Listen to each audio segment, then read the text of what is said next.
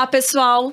Eu sou Júlia Severo e hoje nós estamos aqui com o Patrick Rubi, hoje em dia CEO da Movile, e também estamos aqui com o Rodrigo de Godoy, VP da Exame Academy. Olá a todos, olá Patrick, olá Júlia, olá vocês que estão nos assistindo em mais um episódio do Como Cheguei Aqui. Hoje a gente tem aí uma história super interessante, né? Passou pelo Vale do Silício, né? Fez MBA, tem aí uma trajetória profissional super interessante e que a gente vai explorar agora aqui no nosso bate-papo. Bem-vindo, Patrick, obrigado aí por aceitar o nosso convite e por estar conosco aqui no dia de hoje. Obrigado pelo convite, é um prazer estar aqui.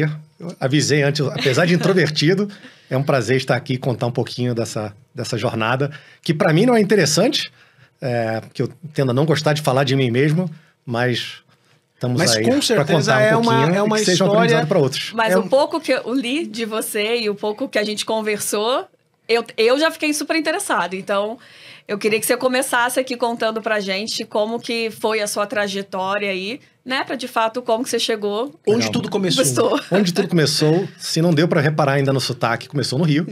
Então, sou carioca. Prazer, sou também, faz parte. Eu não. Rapidamente, eu sou paulista. Eu ainda tento disfarçar aqui em São Paulo, mas dá pra pegar rápido. Fiz a escola no Rio, fiz faculdade no Rio, fiz PUC, fiz administração.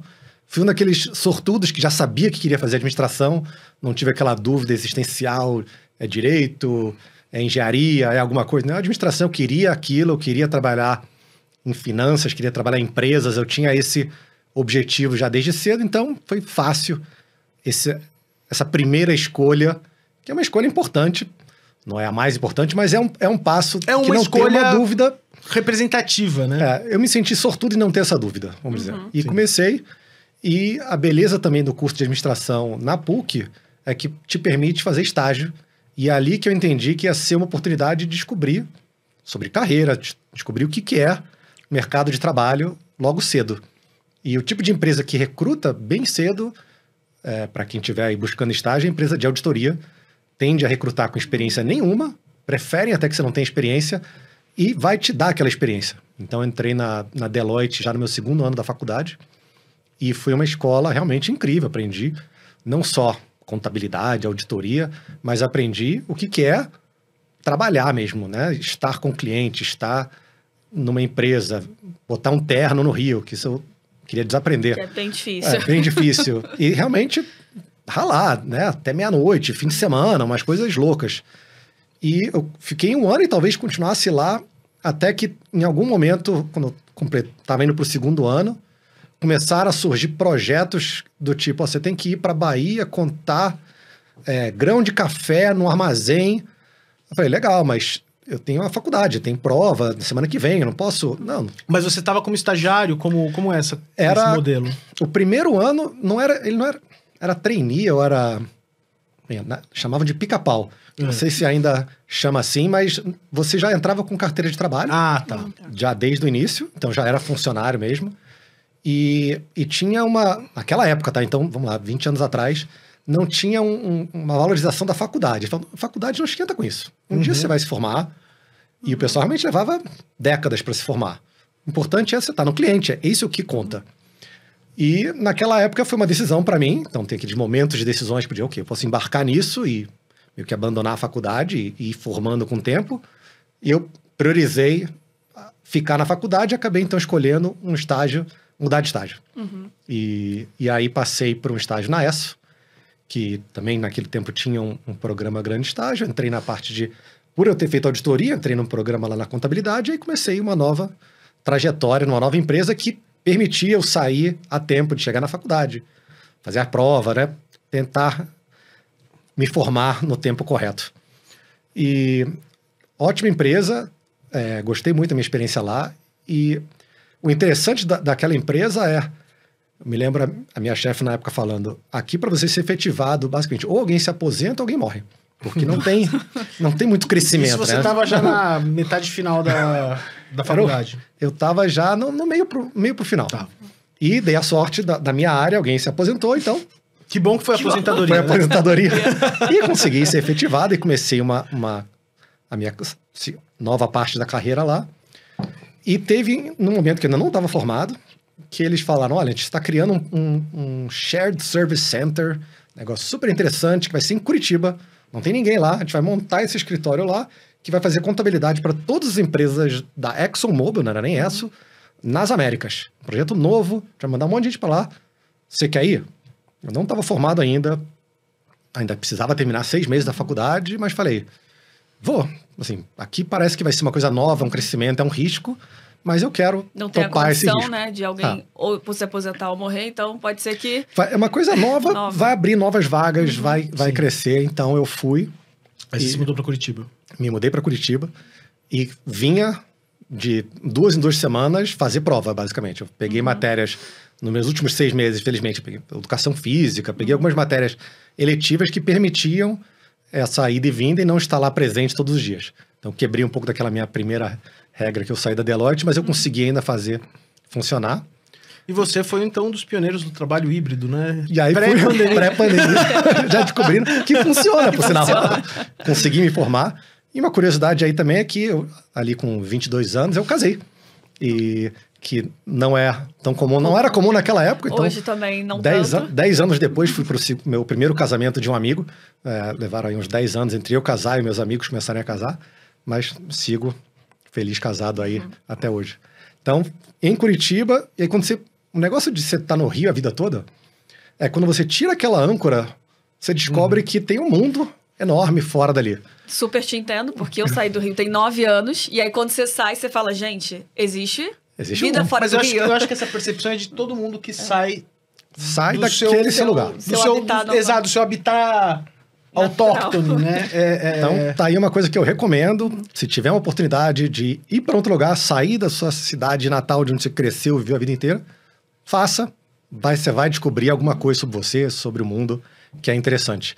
E aí, nessa que eu dei essa primeira puxada de âncora, aí comecei a olhar ainda mais longe e optei por fazer um MBA, que eu entendi que era a forma de eu não só continuar os estudos, que acho que é uma coisa super importante que todo mundo que tiver a condição de fazer, mas também de ter experiência agora. Agora que eu descobri mais do Brasil, eu quero descobrir mais do mundo, e é uma forma de eu ir para os Estados Unidos. Você foi fazer MBA fora? Aí fui fazer um MBA fora, fui para os Estados Unidos, e realmente aí foi uma experiência, dá para ver claramente assim como mudou o rumo da minha carreira, da minha vida. Patrick antes e o Patrick depois, né? Completamente diferente. Aí assim. você saiu da ESSO, se formou na ESSO. Me formei na ESSO. Né, na faculdade. Ainda cheguei a trabalhar mais uns 2 anos lá. E aí daí você decidiu... você foi fazer MBA em quê? Eu fui fazer em nada, mas acabei me especializando no final em finanças. Que era onde eu tinha trabalhado até então. E falei, ok, vou... Você não precisava se especializar, mas era uma opção. E eu acabei puxando mais matérias de finanças, porque era mais o meu interesse. E a beleza do MBA de 2 anos, que é o tradicional americano, é que você tem um estágio no meio que você pode testar uma nova carreira. E eu acabei testando uma carreira em banco de investimento, que era o que atraía muita gente. Banco de investimento e consultoria era uma esteira que te puxava e te sugava, não só com o processo era fácil, mas também financeiramente era lucrativo. Acabei entrando e descobrindo que, nossa, que interessante, isso aqui não é para mim. E é bom você descobrir, você ter essa oportunidade de descobrir. Não, tão importante quanto saber o que a gente quer é saber o que a gente não quer. Principalmente quando a gente fala da vida profissional. Né? Porque às vezes a gente tem algumas leituras fantasiosas, idílicas sobre determinadas áreas, sobre determinadas funções. Ok, mas a gente tem que se conhecer o suficiente para saber, isso para mim não funciona. Sim. Né? Isso eu sei que eu não quero, né? Porque isso também é parte de autoconhecimento, né? Do processo de autoconhecimento. Com certeza. Conhecer, entender e ver aquilo é um fit para você, porque você pode sair do outro lado, mas você talvez vai ser infeliz fazendo aquilo. E eu realmente vi, isso aqui não vai ser para mim. E não aceitei a oferta de emprego, que no final do estágio, em geral, você recebe uma oferta. É bem comum. Ou não, é comum isso. E isso te garante o 2º ano tranquilo de faculdade. Você está garantido. Eu escolhi ter essa dor de cabeça no meu 2º ano. E comecei a buscar, então, uma outra oportunidade. E o desafio já era assim naquela época, uns 15 anos atrás. E é mais difícil agora. Quem não tem um visto de trabalho americano tem uma dificuldade muito grande de conseguir uma vaga. E muitas pessoas têm que voltar para o Brasil, vão para outro país porque eles não dão muito visto. Isso é um impeditivo. É um impeditivo e muitas empresas falam assim, você não tem visto? Não quero ter esse trabalho. Não quero ter esse adicional, trabalho, né? tem outros 10 aqui que eu posso contratar. Então, poucas indústrias contratavam pessoas que não tinham visto, e a de tecnologia era uma delas. Consultoria e banco também era. Mas eu falei, não é para mim, eu acabei tentando tecnologia, e o interessante é que eu tentei todas. E a que eu mais queria na época era o Yahoo, que estava bombando, era incrível. E eu não consegui, então fiquei super decepcionado, mas consegui entrar pro Google, que era o competidor menor. Olha como essa balança mudou. Sim. E olha como, eu sempre falo, ter sorte é uma parte importante da vida. Sim. E você tem que reconhecer, assim, nossa, eu fui brilhante, eu tinha as opções, escolhi o Google, que era a empresa que na época tinham 4 mil pessoas, e eu entrei, era um prédio só, e eu fiquei lá 7 anos. Quando eu saí, tinham 50 mil pessoas. Você ficou 7 anos no Google? Fiquei 7 anos lá no Vale do Silício. E aí que eu descobri tecnologia. Um outro Vale do mundo Silício, 2. Um novo mundo. E não podia ser mais diferente do que o mundo de petróleo que eu vi antes. Assim, completamente diferente. Assim, cada um funciona pro seu objetivo. E o que você... Quais foram os projetos? O que você esteve à frente lá no Google nesse período? Eu entrei na área de finanças. E o que eu trabalhava era junto com o time de vendas, buscando a expansão internacional.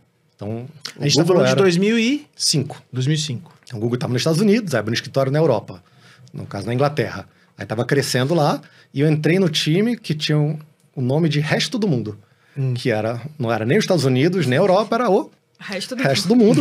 E aí, onde que a gente vai? Restritiva de mundo, né? Exato. Depois que eles foram descobrir, não é tão legal, né, ser o resto do mundo. Vamos achar um nome melhor para isso. Poderia ter um termo um pouco menos agressivo. Né? Sim.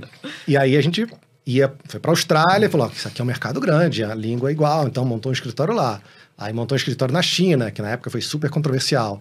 No Brasil, na Argentina, no México. Então, era definir, faz sentido criar um escritório ou não? As estratégias para análise de... Como é que você decide botar num país e não em outro? Por quê? Qual o tamanho do mercado? Em que sequência? Quantas pessoas você vai colocar? Então, era muito esse suporte a vendas, mas numa decisão muito estratégica para o crescimento. Eu fiz isso por 5 anos. E depois de 5 anos, no caso, crescendo junto com a empresa e crescendo de função, cheguei a um ponto que eu falei, não quero mais fazer isso. Estou fazendo a mesma coisa. Não é exatamente a mesma coisa, mas parecia que os problemas eram os mesmos. Eu quero fazer alguma coisa diferente. Ou eu vou sair dessa empresa e fazer isso aqui em outro lugar, ou eu vou fazer outra coisa dentro dessa empresa. E a beleza, na época do Google, acho que ainda assim hoje, é que ele te permitia conversar com outras áreas e ver algo diferente. Eu tinha feito finanças a vida inteira até então. E eu acabei entrando numa vaga em vendas. E eu, como introvertido, como eu falei antes, assim, a última coisa que eu imaginaria estar fazendo é vendas. Eu não sei vender nada. Eu não sou vendedor, mas era uma área de business development, onde, basicamente, eu apoiava um time que estava vendendo pelo Google, como se fosse... A Exame tem anunciantes. Os vendedores de anúncios da Exame também venderiam Google. Então, era um parceiro de negócios que era parecido com o que eu fazia em finanças. E aí eu consegui me convencer que eu conseguiria fazer aquilo. E acabei dando um daqueles L's da carreira que falei, agora eu vou para um caminho completamente diferente. Eu nunca mais voltei para finanças dali, então. Eu fiquei 2 anos fazendo vendas. No Vale do Silício ainda. No Vale do Silício ainda.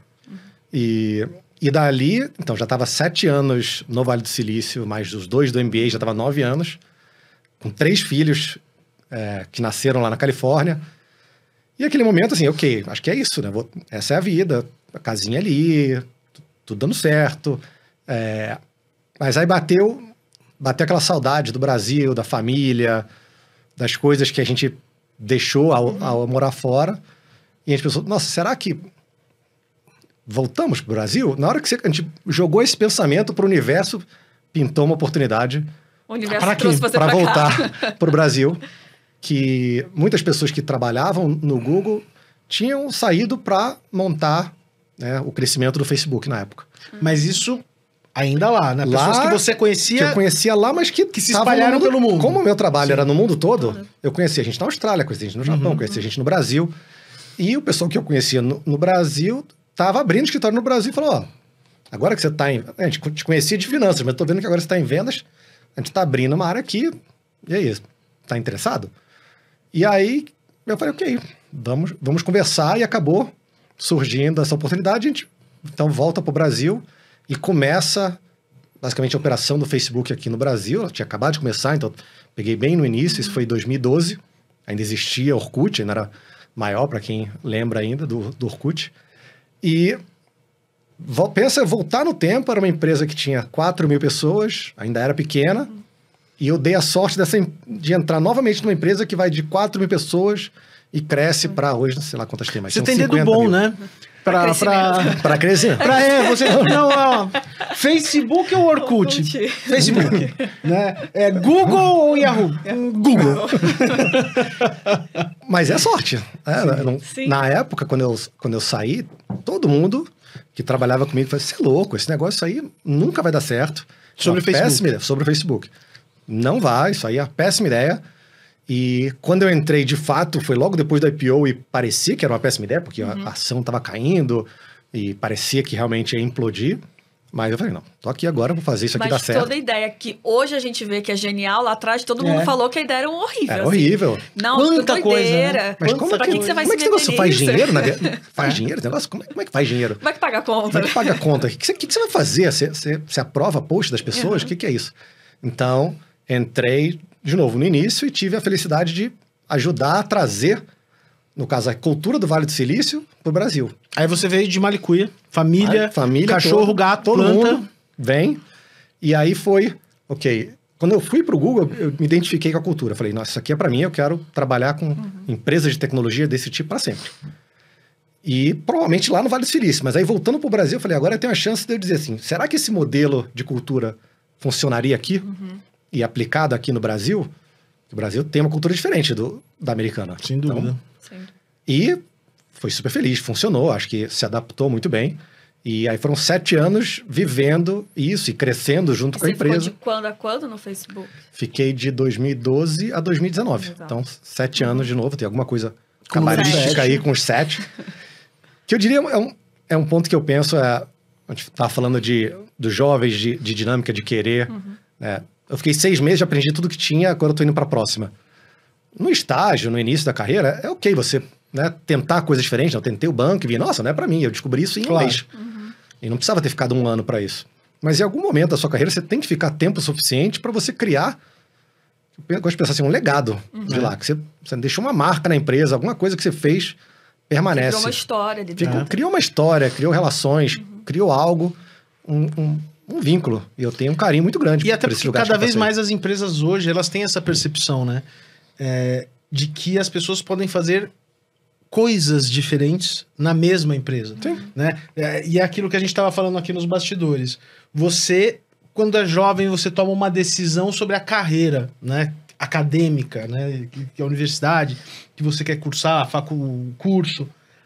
Mas hoje, cada vez menos isso é definidor da sua atuação. Né? Então, e as empresas também estão atentas a isso, porque é um movimento que não dá para dar ré. Né? Então, assim, você pode crescer numa empresa, você pode mudar de área de atuação, você pode aprender outras coisas. Né? Então, acho que também não existe um modelo no sentido de eu preciso mudar muito de empresa para aprender coisas diferentes. Né? Tem situações, tem pessoas que os ciclos são menores. Mas para quem tem esse perfil de ciclos mais longos, isso também funciona muito bem, como é o seu caso. Né? E tem motivos para ser ciclos menores, né? Ninguém precisa estar num lugar que está infeliz ou que tem um chefe infeliz. Claro. Então, tem bons motivos para sair. Eu me questiono, às vezes, eu já fiz tudo que tinha para fazer em 1 ano. É impossível que você tenha feito tudo que tenha para fazer em 1 ano. Você já aprendeu tudo. Em 1 ano, você está descobrindo o que é o teu emprego. Você leva um tempo para você descobrir, para você conseguir, de fato, fazer algo diferente e melhor do que vinha sendo feito antes. E aí, 2019? Aí, 2019 foi um momento de reflexão para mim, que eu procuro de tempo, eu não sou uma pessoa muito reflexiva, então já parte por aí, mas de ano em ano eu paro para pensar, geralmente quando tem aquele processo de avaliação, que você tem que escrever alguma coisa, eu paro para pensar e tento avaliar 3 dimensões. Eu tô aprendendo alguma coisa? Eu tô tendo um impacto no que eu tô fazendo e eu tô me divertindo. Eu procuro parar e nessas 3 dimensões. Então, quando você está há 7 anos, o impacto é alto, porque você conhece bem, você estava lá desde o início da empresa, você sabe conectar todo mundo. Você construiu uma história, você tem uma história, aquela inércia te carrega e você consegue fazer muita coisa. O divertimento estava lá, você tem amigos, você tem uma cultura que você gosta, então também estava lá. O aprendizado é que eu senti que, nossa, eu não estou aprendizando, eu estou meio que num piloto automático e tá dando certo, eu tô fazendo coisas boas, mas eu não sinto aquele friozinho de, não tenho ideia do que eu tô fazendo aqui. Ó. E aí foi aí que eu pensei, nossa, eu quero buscar algo diferente. Pode ser um diferente nessa empresa ou diferente fora da empresa. Só que naquele momento eu já estava numa senioridade que, para ficar no Facebook no Brasil, não tinha outra vaga. Então teria que ser ou fora do Brasil, e aí buscar alguma coisa na matriz. E foi uma decisão que eu não queria sair do Brasil, queria ficar aqui. E aí, então, vou buscar alguma coisa no Brasil, mas fora. E aí que eu encontrei a Movile. No caso, eu já tinha encontrado a Movile quando eu estava no Google. Então, olha como é que as coisas, às vezes, dão voltas. Né? No Google, eu descobri esses empreendedores que estavam abrindo um escritório no Vale do Silício para criar, né, uma sede lá perto do Google, do Facebook, da Apple. E esse pessoal da Movile estava criando um escritório lá. E aí, brasileiro fora do Brasil tem uma forma de se encontrar. É uma comunidade. É uma comunidade. Você conhece um, você conhece todos. E automaticamente eu conheci. E aí falou, nossa, você está fazendo esse negócio, vai ser muito legal, você trabalha no Google, vem trabalhar aqui, que vai ser muito legal. Eu falei, não, acabei de entrar, deixa eu criar um pouquinho de história aqui também. E aí a gente criou uma relação e vinha se conversando por muito tempo e nunca deu certo, nunca era o momento certo. Estava mudando de emprego, estava tendo filho, alguma coisa estava acontecendo, até que 2019 foi o momento certo. E aí o Fabrício, né, o cofundador e era CEO da Movile na época, falou, vem que a gente vai criar aqui... Vem pra Movile ou vem pra Califórnia? Vem pra Movile. E ele já tinha voltado. Ele falou, vem pra Movile que a gente vai criar coisas incríveis aqui em tecnologia. Mas pra fazer o quê? Não sei, só vem. Eu falei, nossa, bora, vou. Não sei o que eu vou fazer. Aí eu fui como Executive in Residence, que é um nome chamuscado para dizer estagiário gourmet. E eu basicamente fui para descobrir o que eu ia fazer. E conhecer a empresa e ver as diferentes empresas, porque a Movile tinha várias empresas, tinha iFood, tinha Simpla, tinha Zup no Rio. Eu fui conhecer cada uma das empresas, conhecer as histórias felizes, as histórias tristes, os desafios, até que de 6 meses nessas indas e vindas, a gente entendeu que o iFood tinha se tornado uma empresa tão grande que o Fabrício estava tentando fazer o CEO da Movile e do iFood ao mesmo tempo. E cara brilhante como ele, mesmo para ele não estava funcionando fazer as duas coisas. E aí ele decidiu então ser CEO 100% do iFood e falou, então agora você então assume a Movile e deixa o iFood de lado, que já está grande e caminhando com as próprias pernas, e veja se você consegue fazer as outras empresas também alcançarem esse patamar do iFood. Falei, legal, ótimo, vamos fazer. Aí na semana que a gente ia fazer o anúncio, bateu a pandemia, foi todo mundo para casa. Nossa. E aí... Então o seu início lá foi marcado também pelo início da pandemia. Início da pandemia. Então foi assumir, a gente ia fazer aquele famoso all hands, ia trazer todo mundo junto, fazer um evento para fazer essa... É um evento marcante, né? A saída do fundador, CEO, a troca, não é uma coisa corriqueira. A gente ia fazer um grande evento, ia fazer uma comunicação legal e não rolou. A gente falou, então vamos fazer online, vamos tentar fazer o primeiro remoto e a conexão não funcionava, desafios de internet, todo mundo... Aqueles desafios de início da pandemia, que ninguém estava preparado. Desafios que se mantêm até hoje, porque aquela coisa, tipo, você tá numa reunião, cai uma conexão, é normal. Sim. A gente já normalizou isso também, né? Não se estressa mais, tá no luxo, tá no luxo. Exato.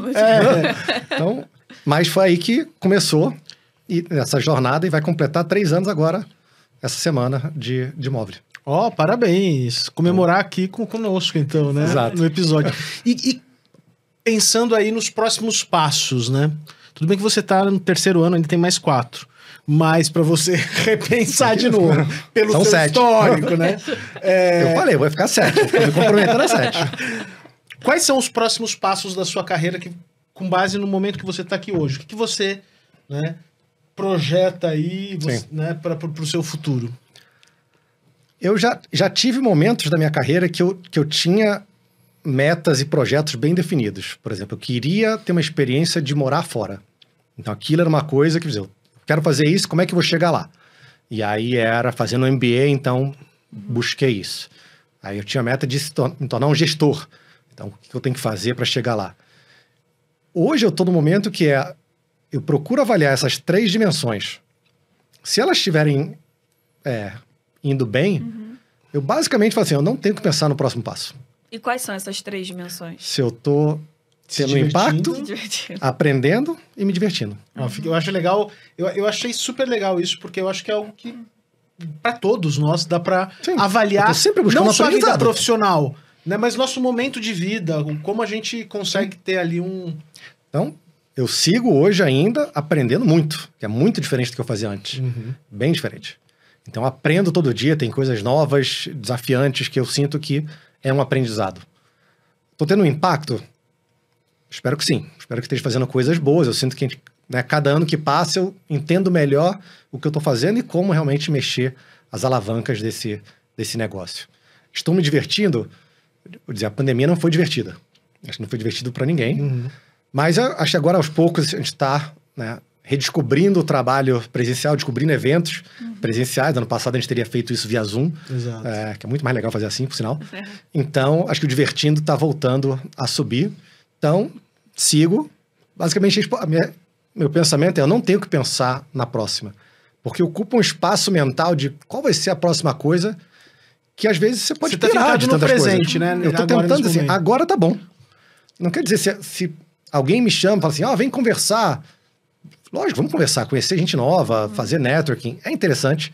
Eu recomendo a todos que, nossa, mas você tá feliz nesse negócio, alguém te chamou, converse. Né? Um headhunter te convidou para um papo. Bata um papo. Não aceitar todas as conversas, mas conheça a coisa e no final você vai descobrir, talvez, que, nossa, o que você tem é muito bom. Ou que tem algo muito melhor que você poderia estar fazendo. Ambos são informações importantes. Mas eu, hoje, com essas 3 dimensões ainda onde estão, basicamente eu falo assim, esquece o futuro, foca no presente, que é onde eu tô feliz. Então não tem esse próximo passo. Muito boa resposta.